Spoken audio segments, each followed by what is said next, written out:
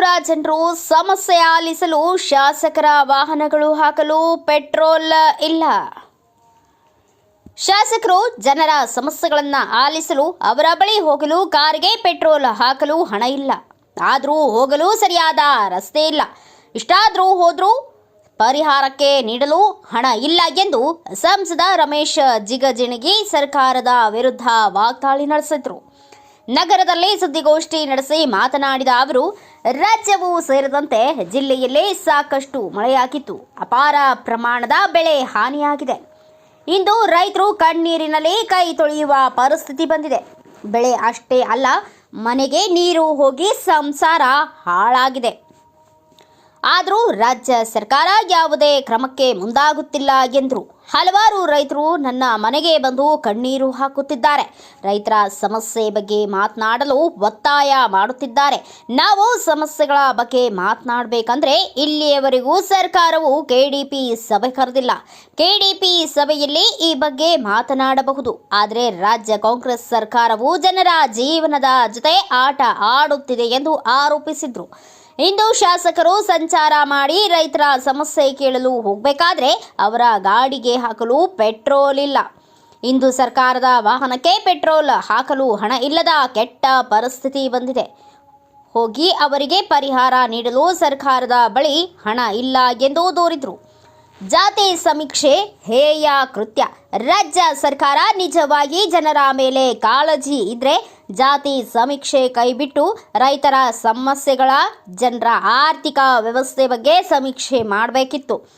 ರಾಜ್ಯ ಸರ್ಕಾರವು ಜಾತಿ ಸಮೀಕ್ಷೆ ಮಾಡಲು ಮುಂದಾಗಿ ನಗೆಪಾಟ್ಲಿಗೆಯಾಗಿದೆ.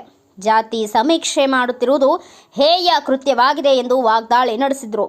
ಬೆಂಗಳೂರಿನಲ್ಲಿ ರಸ್ತೆ ಅಷ್ಟೇ ಕೆಟ್ಟಿಲ್ಲ, ಇಂದು ರಾಜ್ಯದಲ್ಲಿ ಎಲ್ಲವೂ ರಸ್ತೆ ಕೆಟ್ಟಿವೆ. ಅದರ ಬಗ್ಗೆ ಕೇಳಿದರೆ ಮುಖ್ಯಮಂತ್ರಿಗಳು, ಉಪಮುಖ್ಯಮಂತ್ರಿಗಳು ಬೇಜವಾಬ್ದಾರಿ ಉತ್ತರ ಹೇಳುತ್ತಿದ್ದಾರೆ ಎಂದು ಅಸಮಾಧಾನ ವ್ಯಕ್ತಪಡಿಸಿದರು. ದಸರಾ ಶುಭಾಶಯಗಳನ್ನು ಹೇಳುವುದರ ಜೊತೆಗೆ ಇವತ್ತು ಮುಖ್ಯವಾಗಿ ನಾನು ಈ ಪತ್ರಿಕಾಗೋಷ್ಠಿಯನ್ನು ಕರೆಸುವ ಉದ್ದೇಶ ಇಷ್ಟೇ.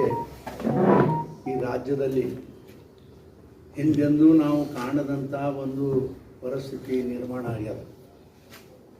ಇಡೀ ಜಿಲ್ಲೆ ತುಂಬ ಸಾಕಷ್ಟು ಮಳೆ ಆಗ್ಯದ.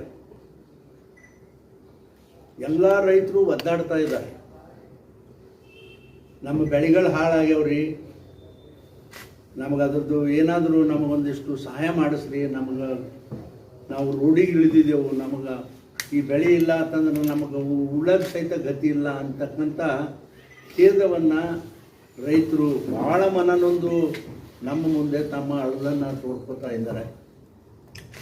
ಆದರೆ ಇವತ್ತು ಮಳೆ ಬಂದು ಎಷ್ಟು ಹೊಳೆಗಳು ತುಂಬ ಹರಿತಾ ಇದ್ದಾವೆ, ಹಳ್ಳಗಳು ತುಂಬ ಹರಿತಾ ಇದ್ದಾವೆ. ಎಷ್ಟೋ ಜನ ಅಲ್ಲಿ ಮಗ್ಗಲಿದ್ದಿರ್ತಕ್ಕಂಥ ಜನ ನಿರಾಶ್ರಿತರಾಗ್ಯಾರ. ಅವ್ರ ಮನೆಗಳಿಗೂ ಕೂಡ ನೀರು ಹೊಕ್ಕಾದ. ಅವ್ರು ಏನು ಮಾಡ್ಬೇಕು? ಯಾರು ಕೇಳೋರು ದಿಕ್ಕಿಲ್ರಿ. ಆ MLA ಹೋಗಿ ಕೇಳಬೇಕಂತಂದ್ರೆ ಅವ್ರ ಗಾಡಿ ಖರ್ಚಿಗೆ ರೊಕ್ಕ ಇಲ್ಲ, ಅವು ಪೆಟ್ರೋಲಿಗೆ ರೊಕ್ಕ ಇಲ್ಲ. ಆ ಪರಿಸ್ಥಿತಿ ನಿರ್ಮಾಣ ಆಗ್ಯದ. ಆಮೇಲೆ ನೋಡ್ರಿ, ನಾವು ಯಾವಾಗಾರ KDP ಮೀಟಿಂಗ್ ಕರೀತಾರೇನೋ ಈ ಸರ್ಕಾರದಾಗ ಅಂತೇಳಿ ನಾನು ಇದು ಏನದು ಏನೋ ಕಾಯ್ಕೋತ ಕೂತಿರ್ತದಲ್ಲ, ಬೆಕ್ಕ ಇಲ್ಲಿ ಕಾಯ್ಕೋತ ಕೂತಂಗ ಯಾವಾಗ ಕರೀತಾರಪ್ಪ ನಮ್ಮ ಜನರದು ಅಳಲು ಯಾವಾಗ ತೋಡ್ಕೊಳ್ಳೋಣ ಇವ್ರ ಮುಂದೆ ಅಂತೇಳಿ ನಾವು ಮನಸ್ಸಿನಾಗ ಇಟ್ಕೊಂಡು ಕೊಟ್ರು. ಇವತ್ತಿಗೂ ಕೂಡ ಒಬ್ಬ ಮಂತ್ರಿನೂ, ಇಡೀ ರಾಜ್ಯದಾಗೂ ಕೂಡ ಅಷ್ಟೇ, ನಮ್ಮ ಜಿಲ್ಲೆದಾಗ ಒಬ್ಬ ಮಂತ್ರಿಗಳು ಯಾರೂ ಬಂದು ಈ KDP ಮೀಟಿಂಗ್ ಮಾಡಿಲ್ಲ.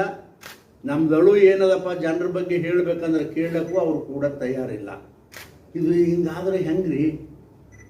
ಇವರು ಆ್ಯಕ್ಚುಲಿ ಸಮೀಕ್ಷೆ ಮಾಡಬೇಕಿತ್ತು, ಜಾತಿ ಸಮೀಕ್ಷೆ ಅಲ್ಲ. ಸಮೀಕ್ಷೆ ಮಾಡಬೇಕಾದದ್ದು ಇದು, ಎಷ್ಟು ರೈತರಿಗೆ ತೊಂದರೆ ಆಗ್ಯದ, ಎಷ್ಟು ಬೆಳೆ ಹಾನಿ ಆಗ್ಯದ, ಎಷ್ಟು ನಾವು ಏನು ಮಾಡಬೇಕು, ಎಷ್ಟು ನೀರು ಹರಿದು ಹೋಗ್ಯವ, ಆ ಜನರಿಗೆ ಏನು ಮಾಡಬೇಕು ಅನ್ನೋ ಸಮೀಕ್ಷೆ ಮಾಡೋದು ಬಿಟ್ಟು ಉಪಧ್ಯಾಪಿತನ ಮಾಡಿ ಈ ಜಾತಿ ಏನು ಸರ್ವೆ ಮಾಡ್ಲಕ್ಕೆ ಹೊಂಟಾರ. ಇದರಿಂದ ಜನ ನಗಪಾಠ ಮಾಡ್ಲಾಗತ್ತಾರ. ರಾಜ್ಯದಾಗ ಏನ್ರಿ ಇವೆಲ್ಲ ಮಾಡ್ಲಕ್ಕೆ ಆರ್ಲಾರ್ದಕ್ಕೆ ಸಿದ್ದರಾಮಣ್ಣವರು ಈ ಜಾತಿ ಸರ್ವೆ ಮಾಡ್ಲಕತ್ತಾರ ಅಂತಕ್ಕಂಥದ್ದು ನಗಪಾಟಿಗೆ ಒಳಗಾಗ್ಯಾರ.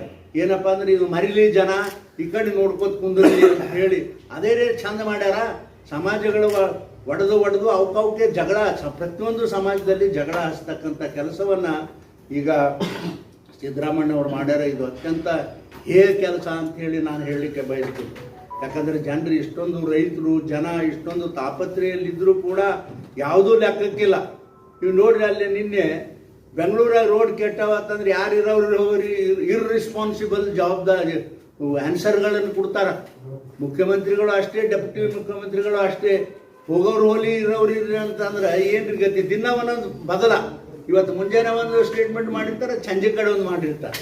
ಬಹಳ ಬೇಜವಾಬ್ದಾರಿಯಿಂದ ವರ್ತನೆಯನ್ನು ಮಾಡ್ತಾ ಇದ್ದಾರೆ ಅಂತಕ್ಕಂಥ ಮಾತವನ್ನು ಹೇಳಿ ಒಟ್ಟಾರೆ ಕೊನೆಯದಾಗಿ ನಾನು ಇಷ್ಟೇ ಹೇಳಲಿಕ್ಕೆ ಬಯಸ್ತೇನೆ. ಸಿದ್ದರಾಮಣ್ಣನ ಸರ್ಕಾರ MP ಸರ್ಕಾರ ಆಗ್ಯದ. ಈಗ ನಾವು ಬ್ಯಾಂಕ್ನಾಗ ಸಾಲ ಕೊಡ್ರಪ್ಪ ಅಂತ ಕೇಳಕ್ಕೆ ಹೋದ ಕೂಡಲೇ ನೀವು ಎಂ ಪಿ ಅಕೌಂಟ್ನಾಗ ಸೇರಿರಿ, ನೀವು ಸಾಲ ಕೊಡೋದಂತಾರಲ್ಲ, ಹಂಗೆ ಕರ್ನಾಟಕ ರಾಜ್ಯವು ಕೂಡ MP ಆಗ್ಯದ ಅಂತ ಹೇಳಿ ನಾನು ಈ ಸಂದರ್ಭದಲ್ಲಿ ಹೇಳಲಿಕ್ಕೆ ಬಯಸ್ತೀನಿ. ಯಾಕಂತಂದರೆ ಯಾವ ಜನರಿಗೂ ಕೂಡ ₹1 ಸಹಾಯ ಇಲ್ಲ, ಯಾವ ಜನರಿಗೂ ಅನುಕೂಲ ಮಾಡಿಕೊಡ್ತಕ್ಕಂಥ ಹವ್ಯಾಸ ಇಲ್ಲ. ಇಷ್ಟೆಲ್ಲ ತೊಂದರೆ ಆಗ್ಯದಪ್ಪ. ನಾವು ಹೇಳಬೇಕಂತಂದ್ರೆ KDP ಮೀಟಿಂಗ್ ಇಲ್ಲ. ನಾವು ಎಲ್ಲಿ ಹೇಳೋದ್ರಿ? ಹೇಳ್ರಿ, ದಯವಿಟ್ಟು ಹೇಳ್ರಿ ನೀವೇ. ನಾವು ಎಲ್ಲಿ ಹೇಳಬೇಕು? ಸರ್ಕಾರಕ್ಕೆ ಹೇಳಬೇಕಿಲ್ಲ. ಸರ್ಕಾರ ಇದನ್ನು ನಾವು ಹೇಳಕ್ಕೆ ಹೋದ್ರೆ ನೋಡ್ರಿ ಜಗಜಿನ್ ಹ್ಯಾಂಗ್ ಸ್ಟೇಟ್ಮೆಂಟ್ ಕೊಡ್ತಾನ ಅಂತ ಹೇಳಿ ಹೇಳ್ತಾರೆ. ಆದ್ರೆ ನಮ್ದು ಏನು ಹೇಳಬೇಕು? ಜನರದು ಹಿಂಗೆ ಆಗ್ಯದಪ್ಪ ನಮ್ಮ ಜಿಲ್ಲೆನಾಗ, ನನ್ನ ಕ್ಷೇತ್ರದ ಪರಿಸ್ಥಿತಿ ನಮ್ಗೆ ಹೇಳಕ್ಕೆ ಜಾಗ ಎಲ್ಲಿ ಅದ ಹೇಳ್ರಿ ನೋಡೋಣ. ಅದಕ್ಕಾಗಿ ತುಂಬ ನನಗಂತೂ ಭಾಳ ನೋವಾಗ್ಯದ. ನನ್ನ ಸಲುವಾಗಿ ಅಲ್ಲ, ನಮ್ಮ ಜನರ ಸಲುವಾಗಿ, ರೈತರ ಸಲುವಾಗಿ. ಎಷ್ಟು ನಾವು ಹಳ್ಳಿ ಅಡ್ಡಾಡ್ಕೊತ ಹೋದಾಗ ಎಲ್ಲನೂ ಒಣಗಿ ಹೋಗ್ಯಾವ. ನೀರು ನಿಂತು ತೊಗರಿ ಬಂಗಾರ ಅಂತ ನೋಡ್ರಿ. ಕಬ್ಬು ಒಂದು ಬಿಟ್ರ ಇಡೀ ಜಿಲ್ಲೆಯಲ್ಲಿ ಯಾವ ಬೆಳೆನೂ ಕೂಡ ಸುದ್ದಿಲ್ಲ. ಕಬ್ಬು ಒಂದೇ ಬಿಟ್ರ, ತೊಗರಿ ಅದನ್ನು ಹಾಳಾಗಿ ಹೊಂಟದೆಲ್ಲ ಹಳದಿ ಹಾಲಕತ್ತದ ನೀರು ಹತ್ತಿ. ಆಮೇಲೆ ಮೆಕ್ಕೆಜೋಳ ಹಾಕ್ಯಾವ ಪಾಪ, ಮೆಕ್ಕೆಜೋಳ ಆ ನೀರು ಹೆಚ್ಚಾಗಿ ಅದನ್ನು ಕೊಳದ ಕೆಳಗೆ ಬೀಳಕತ್ತದ. ಆಮೇಲೆ ಉಳ್ಳಾಗಡ್ಡಿ ಸತ್ಯಾನಾಶ ಆಗಿ ಹೋಯ್ತು, ಶೇಂಗಾ ಹೋಯ್ತು, ಹತ್ತಿ ಹೋಯ್ತು. ಏನು ಉಳ್ದದ ಹೇಳ್ರಿ ನೋಡೋಣ. ಎಷ್ಟು ಕಬ್ಬು ಎಷ್ಟು ಬೆಳಿತಾರೆ? ಎಲ್ಲನೂ ಕಬ್ಬೆ ಬೆಳಿತಾರ ಎಲ್ಲ ಜಮೀನಾಗ. ಇವತ್ತು ನೋಡ್ರಿ ಲಕ್ಷಾವಧಿ ರೈತರು ಲಕ್ಷಾವಧಿ ಎಕರೆ ಜಮೀನು ಪೂರಾ ನೀರಾಗಿ ಸಂಪೂರ್ಣ ನಮ್ಮ ಜಿಲ್ಲೆನಲ್ಲಿ ಹಾಳಾಗಿ ಹೋಗ್ಯದ. ಇದು ಬಹಳ ಅತ್ಯಂತ ಖಂಡನೀಯ ಮಾತ ಅಂತಕ್ಕಂಥ ಮಾತವನ್ನು ಈ ಸಂದರ್ಭದಲ್ಲಿ ನಾನು ಹೇಳಿ ಅದನ್ನು ಯಾವ ರೀತಿ ತಾವು ಚಿತ್ತರಿಸ್ತೀರಿ ನೀವು ಚಿತ್ತರಿಸಿ ನಮ್ಮ ಸ್ನೇಹಿತರು.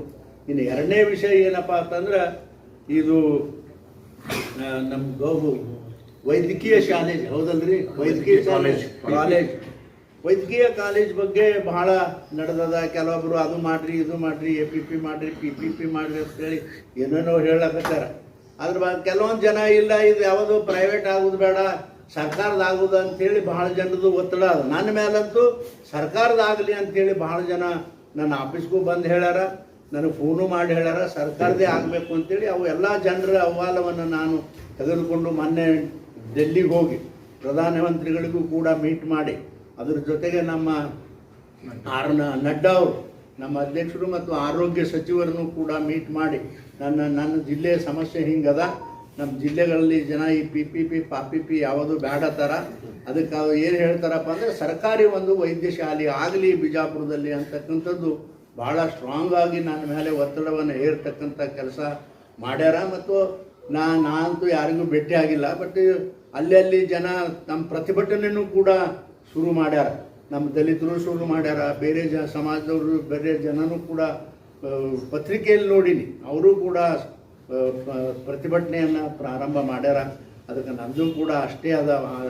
ನನ್ನ ವಿಚಾರ ಏನದ ಅದನ್ನು ಪ್ರಧಾನಮಂತ್ರಿಗಳಿಗೂ ಹೇಳಿದ್ದೀನಿ. ಆಮೇಲೆ ನಮ್ಮ ನಡ್ಡಾ ಸಾಹೇಬ್ರಿಗೂ ಆ ಮಾತುಗಳನ್ನು ಹೇಳಿ ನಮ್ಮ ಜಿಲ್ಲೆಗೆ ಒಂದು ವೈದ್ಯಕೀಯ ಕಾಲೇಜ್ ಆದರೆ ಭಾಳ ಒಳ್ಳೆಯದು ಅಂತಕ್ಕಂಥ ಮಾತುವನ್ನು ನಾನು ಭಾಳ ಸ್ಪಷ್ಟವಾಗಿ ಹೇಳಿದ್ದೀನಿ. ನಾವು ಅದು ಇವತ್ತೇ ಅಲ್ಲ ನಾನು ಹೇಳೋದು, ಹಿಂದೆನೂ ಕೂಡ ಅದು ಯಾರ ಇದ್ರು ಹರ್ಷವರ್ಧನ್ ಅವರು ಕೇಂದ್ರ ಸರ್ಕಾರಕ್ಕೆ ಪತ್ರ ಬರೆದು ಬಿಜಾಪುರದಲ್ಲಿ ಸರ್ಕಾರಿ ವೈದ್ಯ ಕಾಲೇಜ್ ಆಗಬೇಕು ಅಂತಕ್ಕಂಥ ಪ್ರಸ್ತಾವನೆ ಇತ್ತು. ಅದು ತಿರುಗಾಡಿ ಆ ಕಡೆ ಈ ಕಡೆ ಹೋಗಿ ಇನ್ನೂ ಅದು ಅಲ್ಲಿಗೆ ಪೆಂಡಿಂಗ್ ಬರೆದು ಅದನ್ನು ಕೂಡ ನಾನು ಗಮನಕ್ಕೆ ತಂದೀನಿ. ಹಿಂದೆ ಹರ್ಷವರ್ಧನ್ ಅವರು ಕರ್ನಾಟಕ ರಾಜ್ಯದಿಂದ ಪತ್ರ ಬರೆದಾರ ನೋಡ್ರಿ ಇಲ್ಲ ಅಂತ, ಅದನ್ನು ಕೂಡ ನಾನು ತೋರಿಸೀನಿ. ಅದಕ್ಕಾಗಿ ನನ್ನ ವೈಯಕ್ತಿಕ ಅಭಿಪ್ರಾಯ ಹೇಳಿದ್ರೆ ಸರ್ಕಾರದ ಒಂದು ವೈದ್ಯಕೀಯ ಕಾಲೇಜು ಇಲ್ಲಿ ಬಿಜಾಪುರದಲ್ಲಿ ಇನ್ನೊಂದು ಆದರೂ ಒಳ್ಳೆಯದು ಅಂತಕ್ಕಂಥ ಮಾತುವನ್ನು ಬಹಳ ಸ್ಪಷ್ಟವಾಗಿ ನಾನು ಹೇಳಿ ಇದಕ್ಕಿಂತಲೂ ಹೆಚ್ಚು ಮಹತ್ವ ನಾನು ಯಾವುದಪ್ಪ ಅಂದರೆ ನಮ್ಮ ರೈತರದ್ದು ಏನು ಹಾಳಾಗ್ಯದ ಅದಕ್ಕೊಂದು ಸ್ವಲ್ಪ ಯೋಗ್ಯ ರೈತರಿಗೆ ಒಂದು ನ್ಯಾಯ ಸಿಗಲಿ ಅಂತಕ್ಕಂಥದ್ದು ಮತ್ತೊಂದು ಸಲ ಒತ್ತು. ಯಾಕಂದ್ರೆ ನಮಗೆ ಹಳ್ಳಿಯಾಗ ಫೋನ್ ಮಾಡ್ತಾರೆ ನಮಗೆ, ಅಲ್ರಿ ನೀವೇರೇ ಪತ್ರಿಕಾ ಹೇಳಿಕೆ ನೀಡ್ರಿ ಅಂದ್ರೆ ಎಷ್ಟತ್ರಿ ಬೇಯಿಸ್ಕೊಳ್ಳೋದು ಅವ್ರ ಕೈಲಿ. ಪತ್ರಿಕೆ ಹೇಳಿ ಇದನ್ನೇ ಹೇಳ್ರಿ ಅಂತಾರೆ ಅವರು.